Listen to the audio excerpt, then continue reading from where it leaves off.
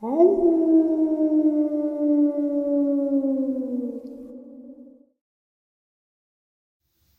and salutations, everyone. I hope everyone is still doing well, and welcome to tonight's second half. Before we jump into tonight's second half, a couple links.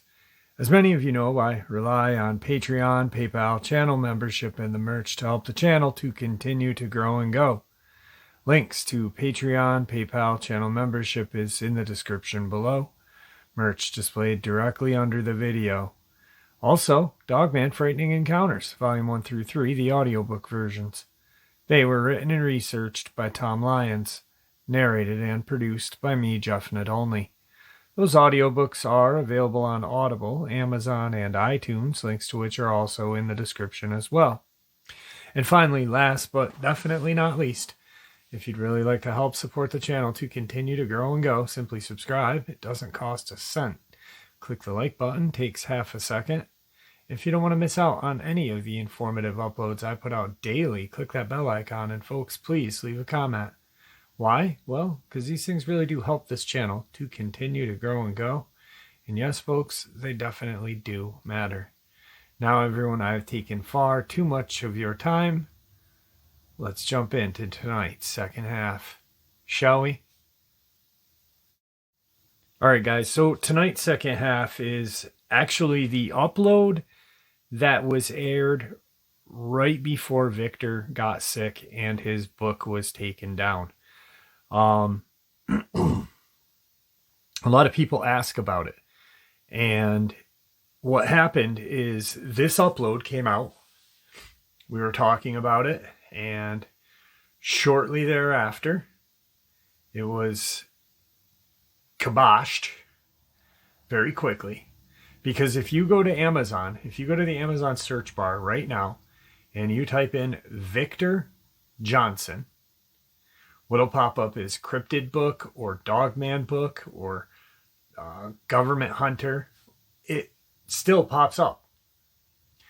And the only reason why that would pop up is because there was a book ready. He had the deal was signed, everything was done. The day it was supposed to come out, it was kiboshed and destroyed. And then shortly thereafter, he became very, very sick, terminally ill.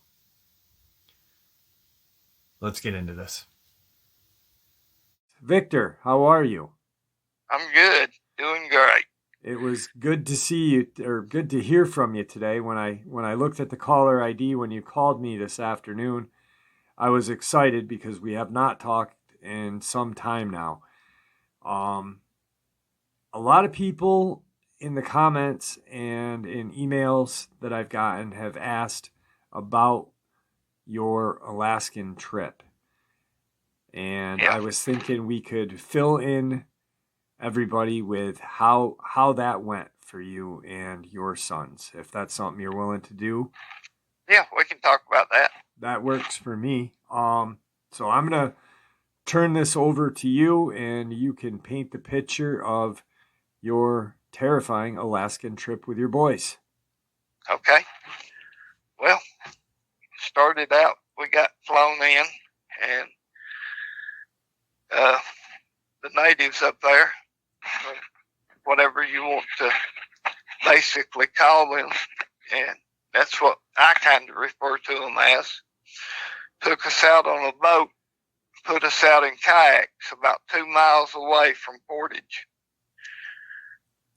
And we paddled in, set up camp, and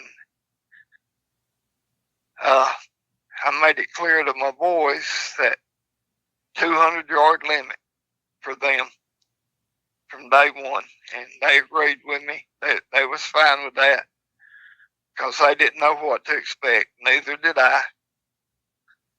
It's a place I've always wanted to go, and from the time we got there, it was just dead silence. It just, from day one, it was just quiet. Now, how were the boys like when you got there? Were they excited? What was their mood like? when we first got there, they Yeah. was excited. Okay. They was just ready, wanted to see something. Yep. All gun ho, everything, and excited. And Right. I said, I don't know if we'll even see anything. And I tried to explain that to them, and set down. I kind of set down some rules for them, to stay within 200 yards of our camp. Right. Which we set up about 50 yards from where we went ashore. And the first day, there was nothing. They kind of prowled around a little bit. Probably didn't even get out of sight of camp. And I didn't get much further than that first day because I was kind of watching over them and see what was going on and just get a feel for the area. Right. Because I was only one armed, and that's the way the only way that they was going to let us go in there was just one gun. And so that's what we agreed to, and that's the way I went in, one gun. Now, was that so they didn't think you'd be hunting, or what? Yeah. Okay. Yeah, they didn't want us to be like we was hunting the animal. Okay. And I'd carried my 458 Winchester mag, just what I'd carried, bolt action. I carried 40 rounds of ammunition, and that was it. I never thought, that would be not enough. Right. And so the first day rolls around, nothing happens. We go into the night, no sounds, no knocking, no howls, nothing. Next day comes around, we cook up breakfast. We all get out. Seems like that day everybody went kind of separate directions looking and trying to find something. Nobody finds anything. Another quiet day. We're all horsing around, having a good time, the boys and me, enjoying it, ourselves together. Yeah, because this is one of your first times together in, probably all your lives, because you were working the whole time. Probably in my entire life that I've got to spend any time with my boys. And we get to bed that night, no knocks, no howls, no nothing. Then on Wednesday, I told the boys I'm going to go a little further out today and just see if I can find anything. And, tell them to stay within the parameters. And that day, I go down through where the old town was, which was about 250, maybe 300 yards from where we was camped. And I find tracks. Actually, it was a single track. And I go back in, and I tell them Wednesday night that I found the track. And I say, tomorrow I'll take it and show it to you. And they was all gung-ho Wednesday night, cutting up, laughing. They was all ready. And then next morning, they was up early. They was up before I was. And I get up, we get packed up. I take the lead, ease down through there. We go into the old town, and I show them the track. And by that time, there's probably 40 or 50 tracks. Different sizes or just different sizes? Okay. And a whole lot more tracks than the one I'd seen the day before. You know, I'd seen the initial one, and it made my hair stand up, but they was all excited about it, you know, because, gosh, they're seeing what I'm telling them is Bigfoot tracks. Okay. We wandered around the old town there for about 5 or 6 hours. We didn't see anything other than the tracks. This was on Thursday, and we go back into the camp, and just at dusty dark that night, we start hearing knocks and whoops and howls, and everything starting to get tense. The boys are starting to get nervous, and I'm starting to get nervous. Right. Now, when you heard those, because you've hunted these, the boys have not, I mean, this is amateur hour for them. But yes, very much. Right. When you were hearing these tree knocks and the howling and the hoots, could you tell that there was aggression, or what was your feeling right off? They was all around us. Okay. We was backed up to the bay, and they was on 3 sides of us, and we didn't have no place to go. Yeah, so it's definitely a very uncomfortable situation for you. Yeah. I told the boys, stay in tents. I went outside with a 458, I think I shot off 2 rounds, and it quietened down. Probably an hour later, it started back and a lot closer. And I told the boys, stay in tents again. I was going outside, and I got outside, and their kayaks was gone. First thing I noticed, their kayaks was all gone. Every one of them. All 4 kayaks was missing.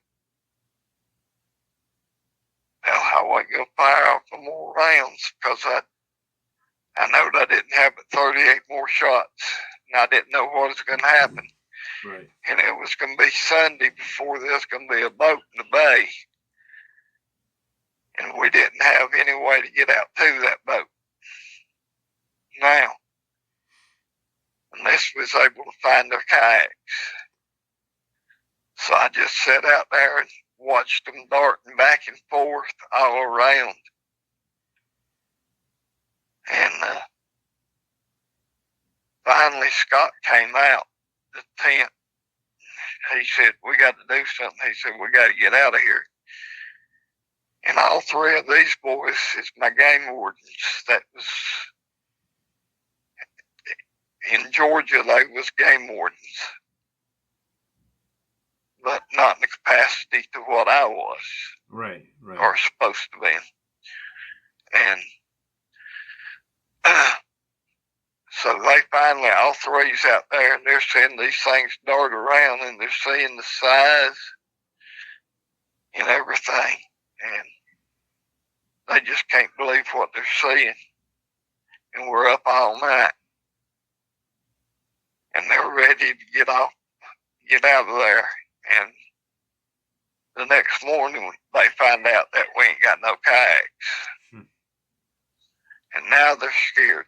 My boys are scared. So this is Friday morning? This is Friday morning. Okay. And it's foggy. Comes in a heavy fog. And they're still around us this morning. We ain't cooking. We ain't doing anything. We're staying right at the tents, using them for cover. They're still hooping and hollering all around us. And they start throwing rocks. It was Bobby. hit Bobby in the left arm, right on the bicep. Broke his arm. Immediately broke his arm. And I'm trying to keep him comfortable and tell him not to move and everything. And nobody else gets hit with a rock that day, but they throw them, and finally they destroy one of the tents. They've thrown so many rocks that they destroy one of the tents. And so you're right now you're open game. Like it's like we've got one tent standing up. Yeah. And they're hailing down some rocks on us pretty good. But it stayed foggy all day, and that was our basically our cover. And we're staying behind that one tent, and they hailed down rocks on us just about all day, maybe 2 hours, and they didn't throw rocks at us. And now your poor kid is, you're probably worried about him going into shock because he's got a broken arm. The fear factor is, Well, the fear factor in him was rising rapidly. Yeah. And he's worried about getting home to his wife, his kids. Yeah.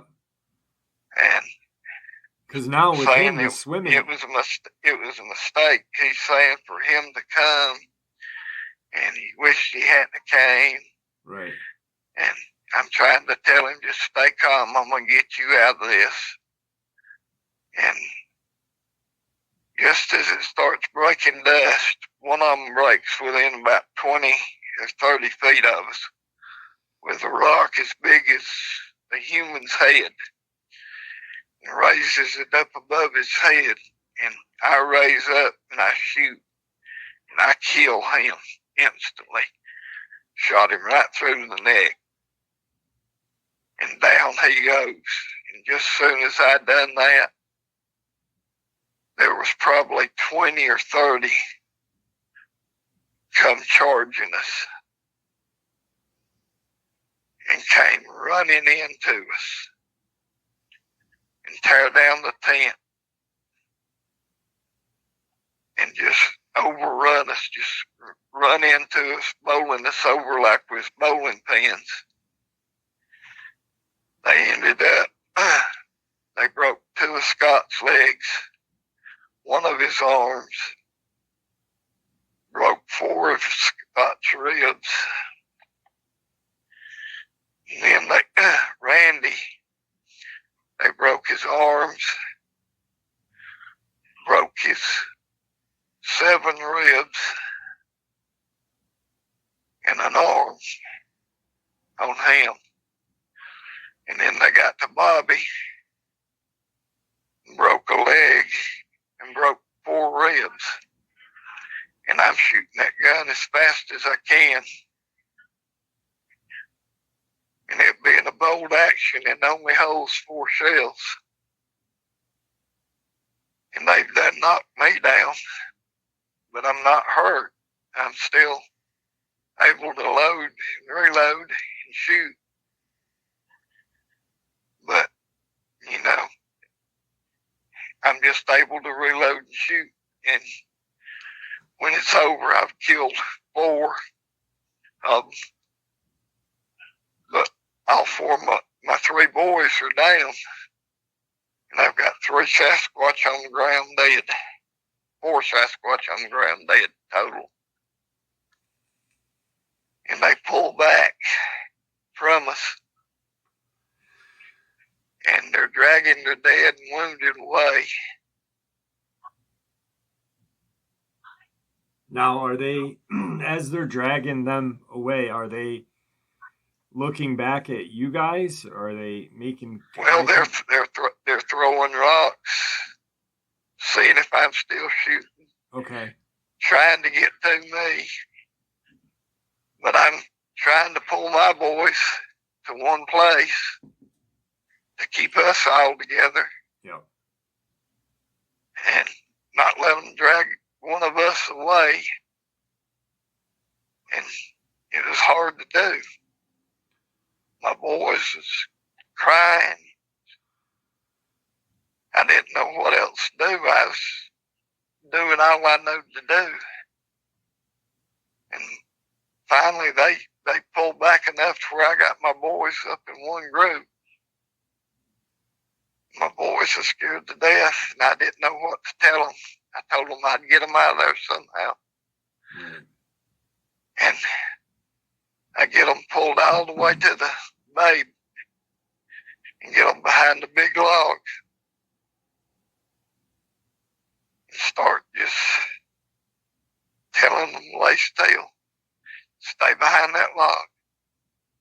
And I get on the other side of the log, and I'm trying to shoot and make sure they don't advance on us anymore. And I'm sitting on the other side of the log, reaching across and patting my boys, trying to make sure, that they're okay, just patting my boys. And finally, they back off from us. And I sit there all night, just calming my boys. That's all I know to do. Right. And they backed off from us enough. And they never did charge in again that night. And they didn't come back at all. It's like I'd backed them off. Which is, I'm guessing, a relief for you at this point, because now you can at least get some... I think I was down to eight shells at that point. Next morning, I'd counted up, and that's what I had left. I had eight rounds of ammunition left. Saturday morning comes around, and I can still see 4 carcasses laying out there that they didn't get. And the boys are here praying and carrying on. How are we going to get out of this? How are we going to get out of this? And I built up a big old fire out in front of us. And every once in a while, I wanted to make a big old bluff run at us. I'd stand up and raise that rifle. When I'd raise that rifle, they'd immediately turn and back off. Turn and back off. Wouldn't charge any further. And it kept on like this all day. And then Sunday, we were supposed to have a boat come in, but they wasn't going to come in but 2 miles offshore. That's as close as that boat was going to come. And nightfall fell Saturday night. And Sunday morning, I heard a plane right at daybreak. And it was a bush plane. And he seen the fire. And he flew down real low. And I waved and waved and waved and finally got him down. He flew over us 4 or 5 times. Finally seen that I had people hurt. And he landed. Came up there. And he wasn't going to let me put anybody in his plane. He said he'd fly out and tell somebody who was there that they was going to have to land and come to the shore to get us. But I put the gun on him and told him he was going to take them boys out of there, or I was going to shoot him and I was going to take them out there. And we loaded them up and got them in the plane. But that was going to be the load limit on this plane to get people out. And I told him that's fine. Take them boys and get them to help. I'd get out on my own. And he agreed to that. And he said he'd send help back for me. But if he didn't send help back, then I'd have to get out on my own. And I said, okay, I can do that. So he took off, and he said he'd take the boys to the nearest hospital, which I didn't know where he was carrying them to. Didn't care, just as long as he got them to help. So he took off flying. I knowed where he was going to take them to, because I knowed where the closest place to carry them was. So at this point, you're at least boy, yeah, they're okay. Boys can be taken care of. Right. Boys are in the air. But now I got a 7-day walk out. With 8 bullets. With 8 bullets. Nothing to eat. I sat down there on the beach and just take stock of what I got and what I got to do. And sit there for about 4 hours. And I get tree knocks start. And I get down behind that log and just lay there for 3 or 4 hours. And trying to rest. And get charged by 3. And I shoot 2 of them. And it takes me 4 rounds to knock them down. But I did kill them. And then I started out of there, and I had 4 rounds of ammunition. And I started my walk out. And knew I was in for a hard walk. And I knew they'd probably follow me. I started walking, and I could hear them following me, but I never did see them. But I could hear them. Okay. And I was walking as fast as I could, but I never did see them again. But I could hear them. And I could hear them growl. And it was like they was growling at the top of their lungs. And oh Lord, they scared me to death growling. Yeah. And I never let off another round. They was intimidating. And it seems like the faster I tried to walk, the more they tried to push me. And the more I went through the town, seems like the more they tried to push me. And the louder they'd growl, and the more intimidating they'd get. And harder they'd push. And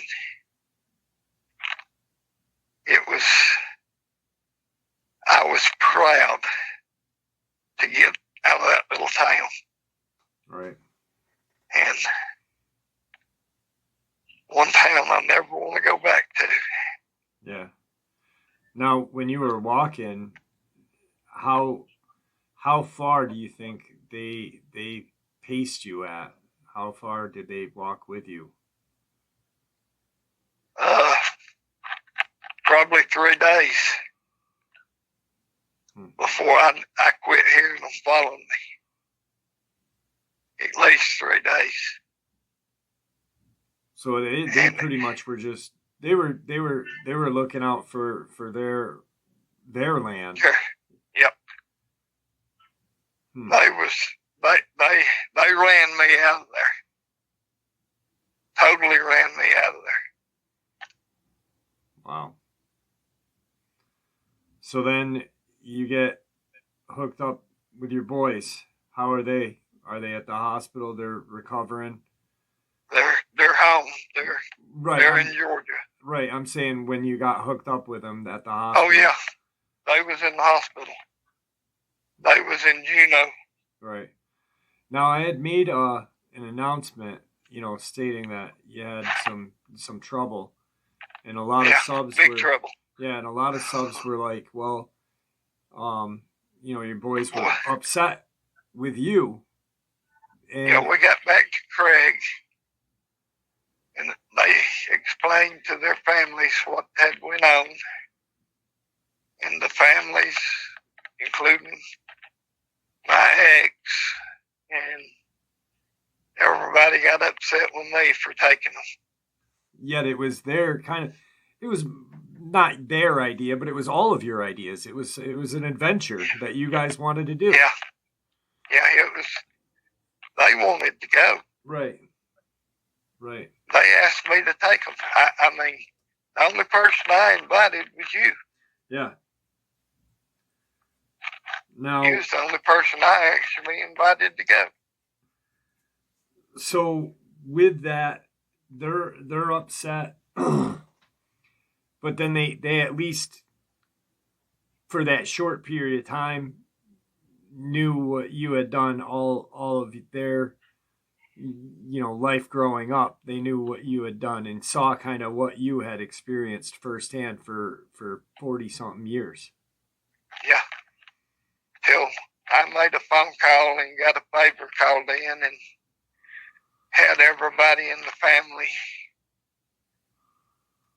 memory erased. Now, how bad was, if you don't mind, 10 days. Huh? I had everybody's memories erased for 10 days. Right. Now, out of the boys, you don't have to say who was hurt, but what was the worst amount of damage done to the, one had a broken arm. Scott had 2 broken legs, a broken arm, 7 broken ribs. Wow. Randy had a broken arm and 4 broke ribs.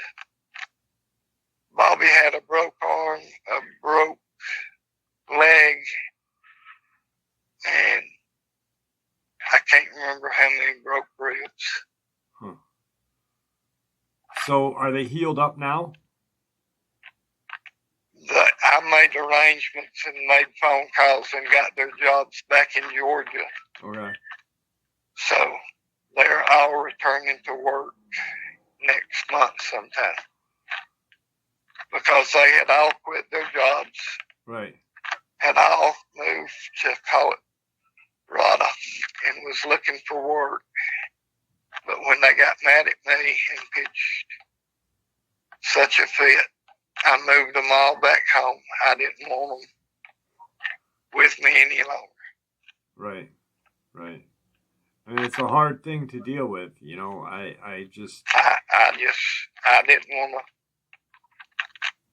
didn't want to deal with it.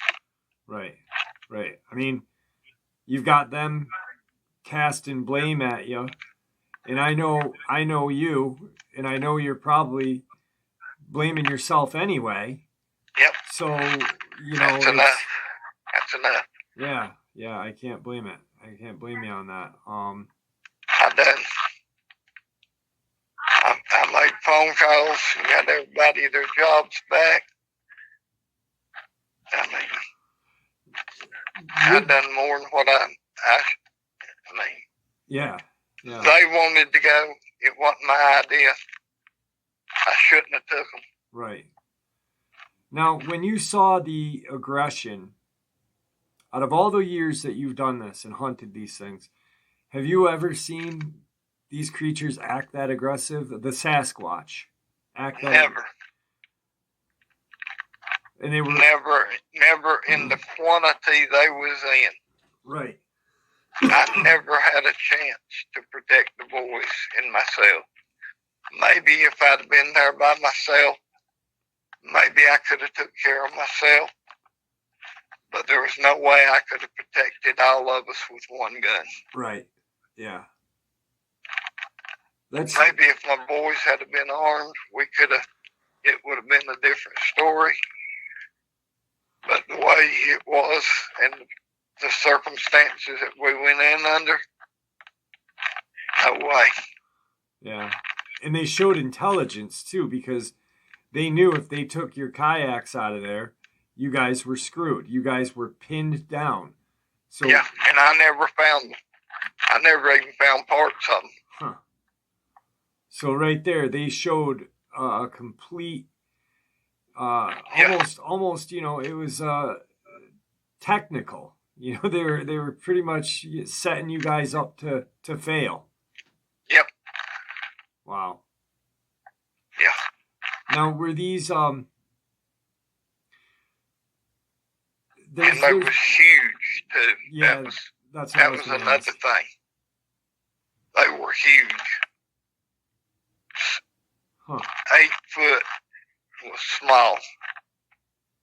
And just pure aggression. Yep. I never seen it like that out of them. You know. Yeah. I wonder if that's because they were in a group. You know what I mean? Like, because periodically. I think it was like a family pod. Right. Or something. And they just, that was their territory.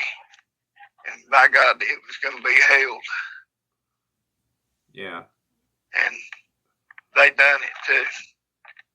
Yeah, absolutely. That's insane. I mean, I'm glad that you guys, I'm glad that you're okay. I'm glad that your kids are okay.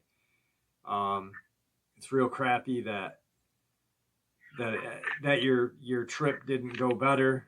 You know, it's crazy that you guys did nothing to set them off. You know, they went off on you guys. Well, maybe it was you pushing into the village more and looking and you know, scouting around that ticked them off. That may have set them off. Yeah.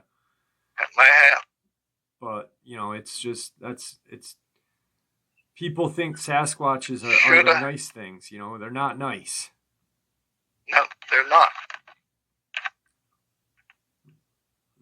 And Luke, I mean, you asked earlier when we were talking about Luke, and you know, he had that one that he had communicated with when he was a kid, young adult, and then him and his family went out to Georgia to hunt, to look for it, and he ended up finding it, and it was completely different.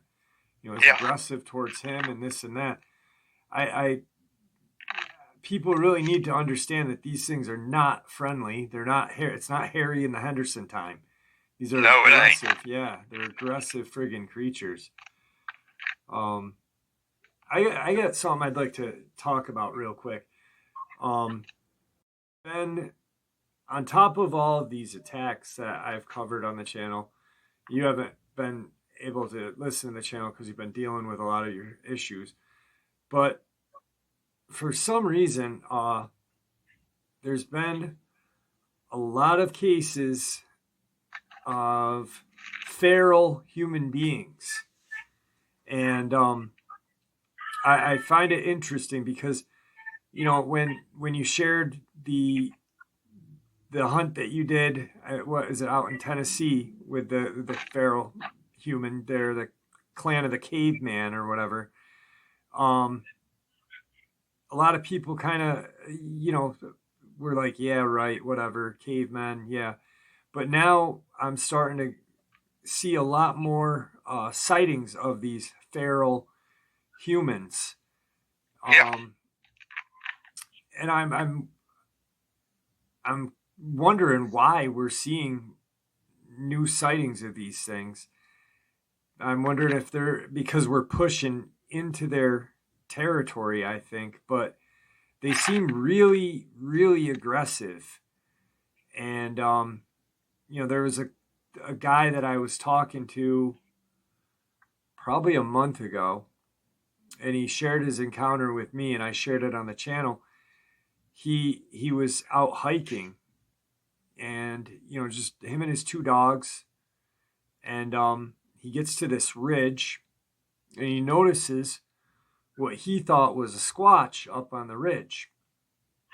It turns out it's a feral human being, and it was, you know, really aggressive.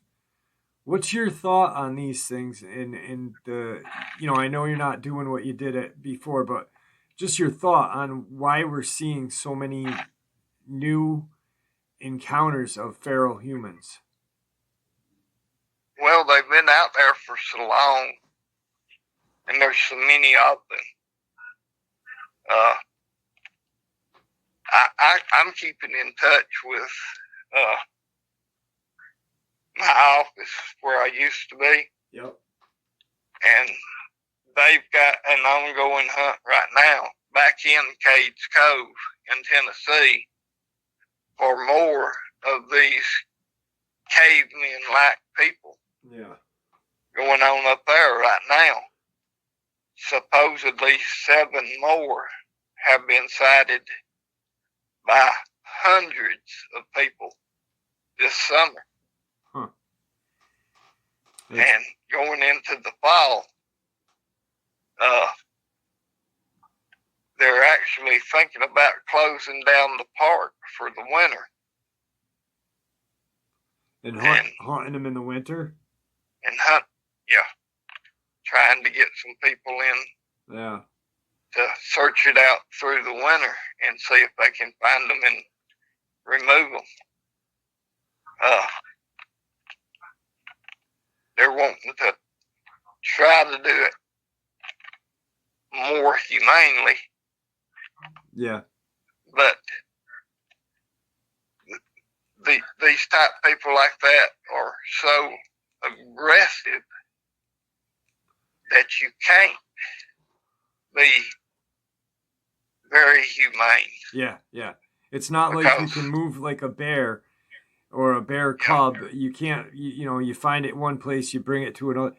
You can't move their home. You pretty much got to take them out. Otherwise, they're... Yeah. They're not, they're not going to be hospitable.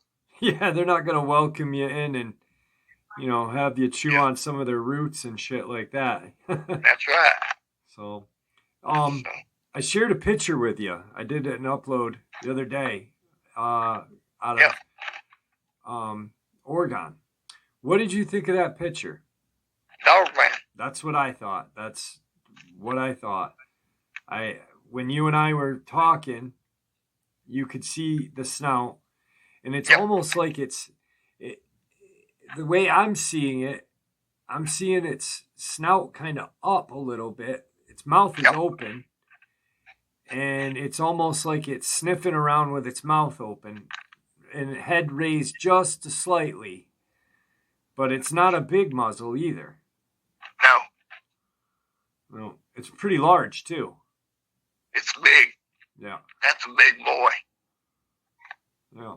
That is a big boy. That one probably... I'm looking at it again right now. That one probably weighs 600 pounds. Yeah, it's stocky. It's very stocky. If that thing stood up, just judging from the height on all fours, I was thinking if it stood up, it'd easily be 8 feet. Easily. Yeah, that's a good,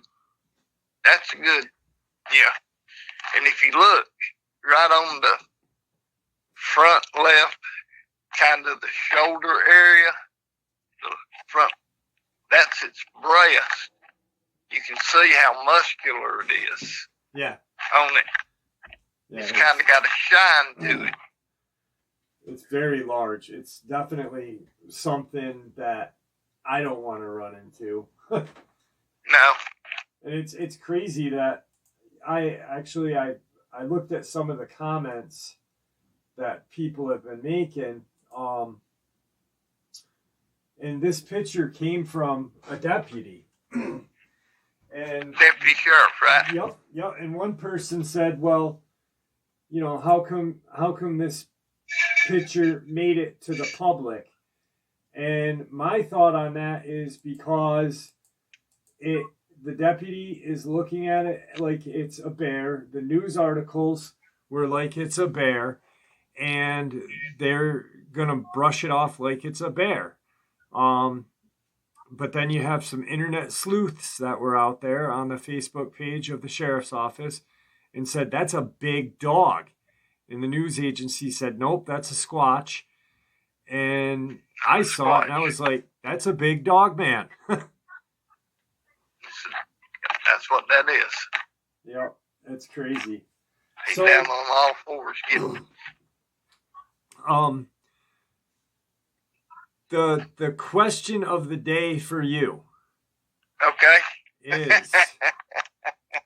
is and I just got an email from Janice M, and she was asking, when can we expect the book?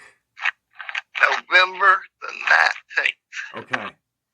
And the closer we get to that day, you'll let me know how and where people can purchase the book. Amazon. It's going to be on Amazon. Yep. Okay. Because I knew in the beginning you weren't really sure where it was going to be. So it's going to be on Amazon on the 19th. That's going to be awesome. Yep. All right. So on top of all of this stuff, the publisher I went with decided to publish it through Amazon. He said he thought it would do much better. Right. So with everything else going on, you're doing well, minus the family issues. Yep. You're looking forward to the book. I'm looking forward to everybody seeing the book. Yeah, I really am. The publisher's worried, but what are they worried about? The pictures. Yeah, a lot of people are saying, how is this going to go?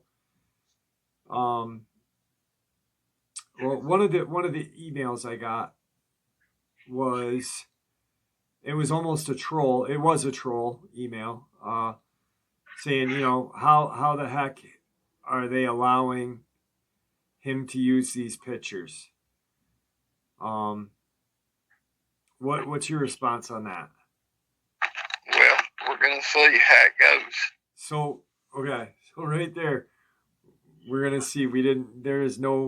You have permission to share the story, so. Yep. Yeah.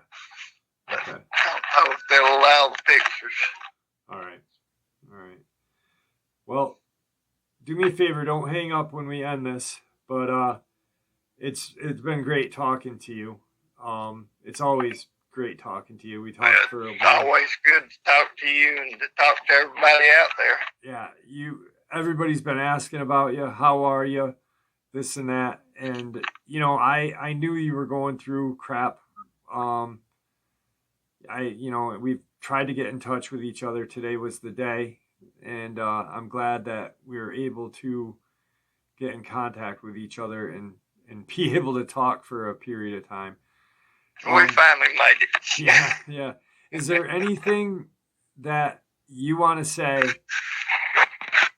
to the public before we end the interview? Just enjoy yourselves. Buy my book. And, just read it and see what you think. Right. It's the truth. Mm-hmm. And if they